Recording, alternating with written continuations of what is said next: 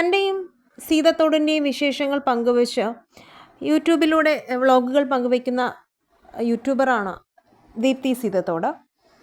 തൻ്റെ വിശേഷങ്ങളെല്ലാം തൻ്റെ യൂട്യൂബ് ചാനലിലൂടെയാണ് താരം പറയാറുള്ളത്. ഇപ്പോഴിതാ പുതിയ വീഡിയോ ആയിട്ടാണ് താരം എത്തിയിരിക്കുന്നത്. ഒരു തെറ്റും ചെയ്തിട്ടില്ലെങ്കിലും ജീവിതത്തിൽ പരീക്ഷണങ്ങൾ ഉണ്ടാകുമെന്നും നമ്മൾ അതിൽ നിന്നും എങ്ങനെ കരകയറുന്നു എന്നതറിയാനാണെന്ന് തോന്നുന്നു.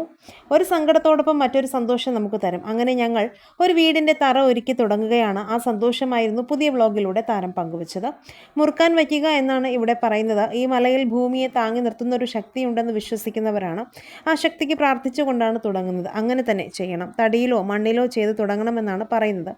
പറയാൻ പറ്റുന്ന കാര്യങ്ങളെല്ലാം സോഷ്യൽ മീഡിയയിലൂടെ പറയാറുണ്ട്. എൻ്റെയും കുഞ്ഞാവയുടെയും വലിയൊരു ആഗ്രഹമാണ് സ്വന്തമായൊരു വീട് എന്നത്. എന്തായാലും തുടങ്ങുകയാണ് ഞങ്ങൾ. ഇടയ്ക്ക് ഞാൻ മാനസികമായി നല്ല ഡൗൺ ആയിരുന്നു. ഇത്തവണയും പ്രഗ്നൻസി ടെസ്റ്റ് പോസിറ്റീവായിരുന്നു.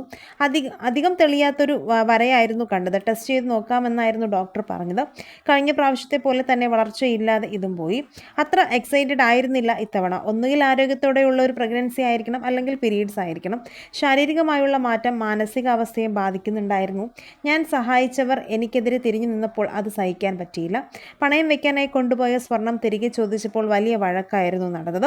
പറയാനുള്ളതെല്ലാം തിരിച്ചു പറഞ്ഞെങ്കിലും ഞാനായിരുന്നു സങ്കടപ്പെട്ടത്. അവരുമായി വഴക്കിട്ടതിൽ ഞാൻ നല്ല സങ്കടത്തിലായിരുന്നു. സഹായിച്ചതിന് എന്തിനാണ് ഇങ്ങനെ ചീത്ത വിളിച്ചതെന്നായിരുന്നു ഞാൻ ചിന്തിച്ചത്.